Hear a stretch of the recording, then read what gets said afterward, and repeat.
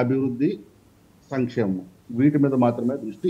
5 సంవత్సరాలు ఉండాలి. అమరావతి, పోలవరం మాత్రమే ఉండాలి. రైట్. కొల్లా శ్రీనివాసరావు గారు బాపట్ల నుంచి టెలిఫోన్ లైన్లో ఉన్నారండి. అది విని ఒకసారి మస్తానరావు గారు మీ దగ్గరకు వద్దాం. వారు ఏం మాట్లాడుతున్నారు? కొల్లా శ్రీనివాసరావు గారు. హలో, నమస్కారం అండి. ఏమండి మీ టీవీ వాల్యూమ్ తగ్గించుకోండి. టీవీ వాల్యూమ్ తగ్గించుకొని మాట్లాడండి మీరు ప్లీజ్. ఈ ఉచిత పథకాలు, అది అమ్మఒడి కావచ్చు, రైతు భరోసా కావచ్చు, ఇవన్నీ తీసేసి ఉద్యోగాలు వచ్చే వారం రైతు పంట పండిస్తే దానికి రేటు లేదు. ఈ ఎరువులకి ఇలాంటి సబ్సిడీ ఇస్తే జనం బాగుపడతారు. ఇప్పుడు పొలం ఉండడానికి రైతు భరోసా ఎందుకండి? ఇప్పుడు మీరు రైతు భరోసా ఇప్పుడు పొలాలు దున్నుకోవట్లేదా? కౌలు తీసుకోవట్లేదా? వీళ్ళు వ్యవసాయం చేసుకోవటం లేదా?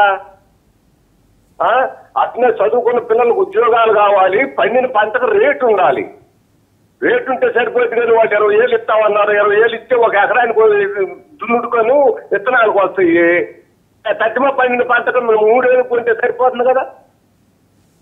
అది కాదుగా, పండిన పంట రేటు ఉండి చదువుకున్న పిల్లలకు ఉద్యోగాలు వస్తే అదే చాలు.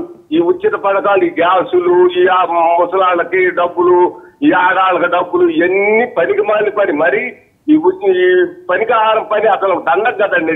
చెట్ల కింద కూర్చొని రావటమే కదా. దేనికి? రైట్. అంటే జగనాళ్ళు వాళ్ళు అర్థం. మస్తానరావు గారు ఆయన మాట్లాడింది విన్నారు కదా. మ్యూట్లో ఉన్నారండి మస్తానరావు గారు, మీరు అన్మ్యూట్ చేసుకోండి.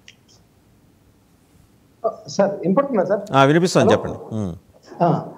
ఇప్పుడు కాలర్స్ వినాభిప్రాయాలు అంటే రాజధాని మీద కావచ్చు, సంక్షేమ పథకాల మీద కావచ్చు. సంక్షేమ పథకాలు ఇవ్వడం కంటే కూడా ప్రజల్ని ఆర్థికంగా ముందుకు తీసుకొచ్చి వాళ్ళ కొనుగోలు శక్తి పెరిగేలాగా చేయడం, లేకపోతే పరిశ్రమల ద్వారా చేయడం, అప్పులు తీసుకొచ్చి సంక్షేమ కార్యక్రమాలు వద్దు అనేది కూడా వాళ్ళ అభిప్రాయంగా కనపడింది ఎక్కువ మందిగా మనం చూసినట్టు. నిజానికి ప్రజలు కూడా సంక్షేమ కార్యక్రమాలకు అలవాటు పడితే ఏంటంటే ఇచ్చే ప్రభుత్వాలు ఏవైనా కూడా అది ఇవ్వాల్సిందే అనే హక్కుగా భావించే ప్రమాదం కూడా ఉందనేది వాళ్ళ మాటలు అర్థమైంది. ఇప్పుడు యాక్చువల్గా వైఎస్ఆర్సీపీ ప్రభుత్వం వాళ్ళు రివ్యూ చేసుకోవడం అనేది, వాళ్ళకి జనాలు వచ్చారు ఇదంతా మాట్లాడుకుంటున్నారు వ్యతిరేకత అనేది, వాళ్ళ మీద ఎందుకు వ్యతిరేకత వ్యక్తమైంది?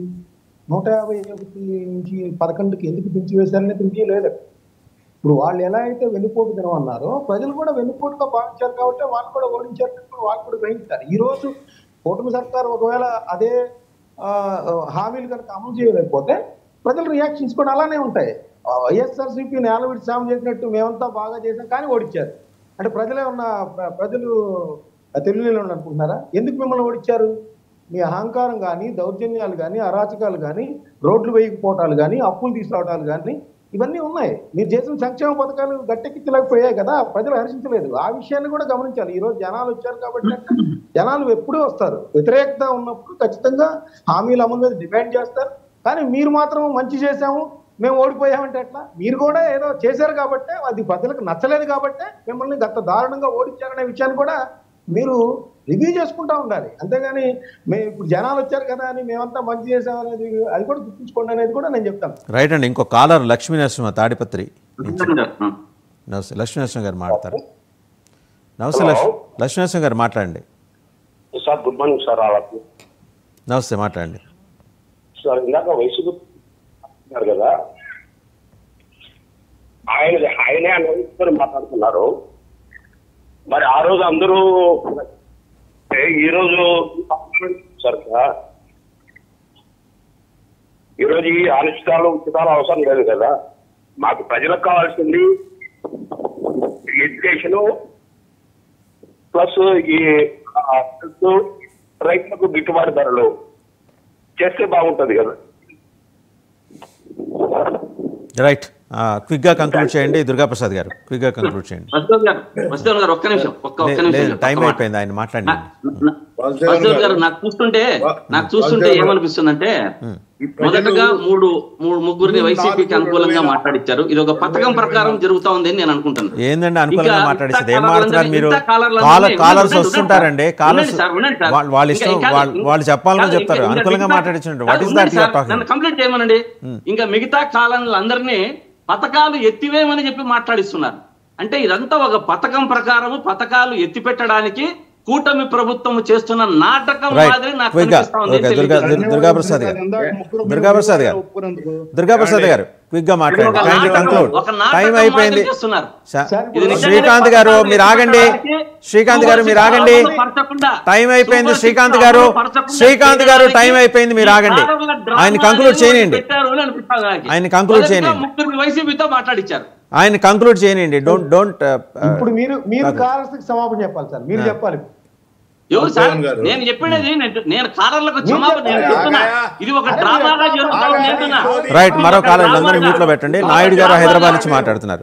నాయుడు గారు హైదరాబాద్ నుంచి మాట్లాడతారు. ఒక ఫైనల్ కాలర్, ఒకసారి ఆయన విందాం.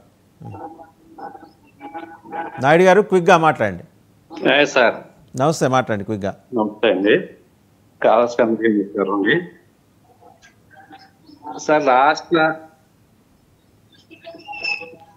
క్విక్ గా మాట్లాడండి కైండ్లీ. మీరు మీ టీవీ వాల్యూమ్ మ్యూట్ చేసుకొని మాట్లాడాలి మీరు. సార్ రాష్ట్రంలో ఆర్థిక పరిస్థితి అంతంత మాత్రంగానే ఉందండి. ప్రతి అన్నింటికి ఉచితాలు ఏంటండి, రాష్ట్రాన్ని అభివృద్ధి లేకుండా తయారు చేస్తున్నారండి. నేను హలో మీరు మీ టీవీ వాల్యూమ్ మ్యూట్ చేసుకొని మాట్లాడండి, ఎందుకంటే ఎక్కువ వస్తుంది. టీవీ లేదండి, అసలు టీవీ లేదండి. రైట్. ఉచితాలు లేకుండా అభివృద్ధికి నేను పెద్దపీట వేయాలండి.